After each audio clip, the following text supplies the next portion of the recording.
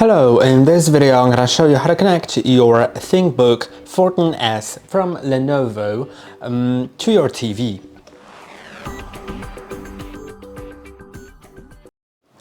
And the thing is pretty simple. There are three methods of doing that and I'm going to cover all of them.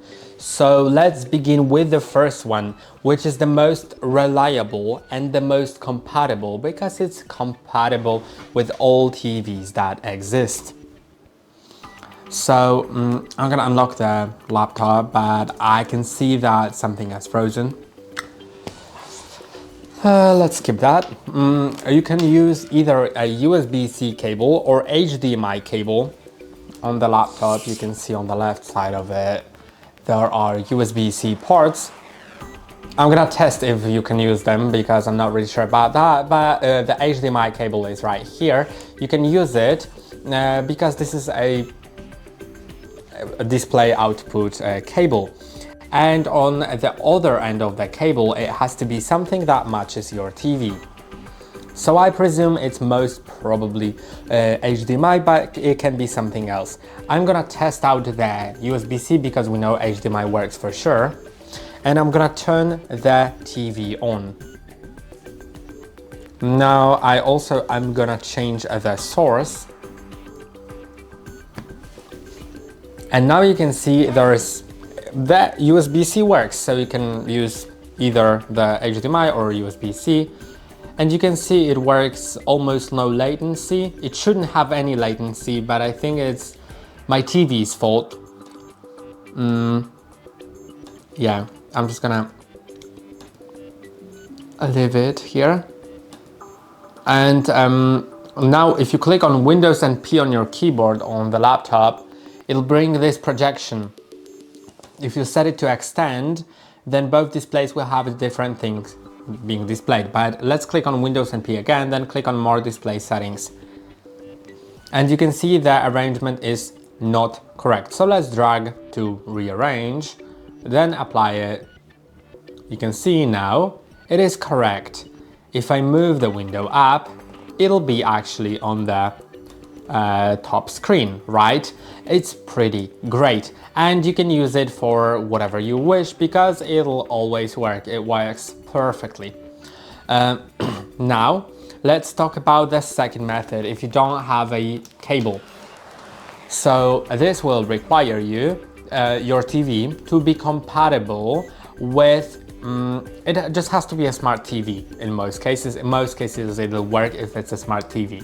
Just click on Windows and K on your keyboard on the laptop to open cast settings. Now it should find your TV. If it doesn't, make sure you're connected to the same network, because you have to be connected to the same Wi-Fi network. Now I need to click on OK on the TV remote in order to allow it.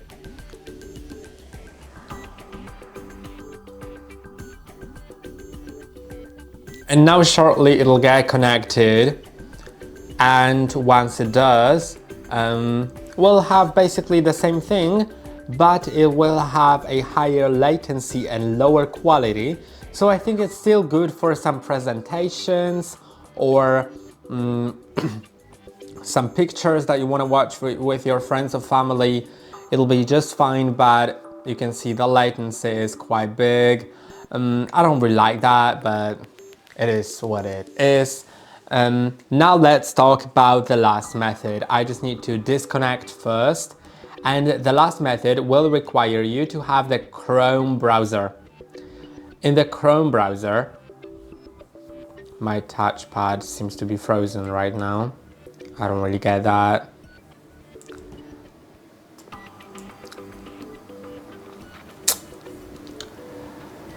Okay, never mind that. In the Chrome browser, if your TV has an app for a website you're opening, which means like YouTube, Netflix, Disney Plus, Max, or something like that, if your TV has an app for it, then you can open a website for it on the Chrome. So I'm gonna find YouTube because I'm pretty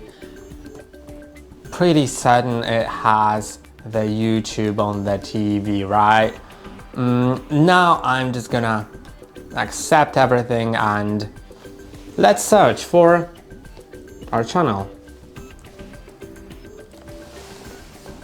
Now, once we found that, let's open a video. Maybe this one. Okay, let's skip that as well. Hello everybody.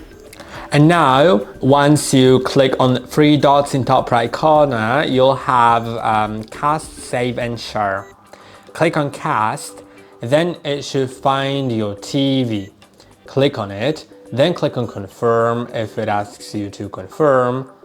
And once it opens YouTube on your TV, what it does is it basically sends a link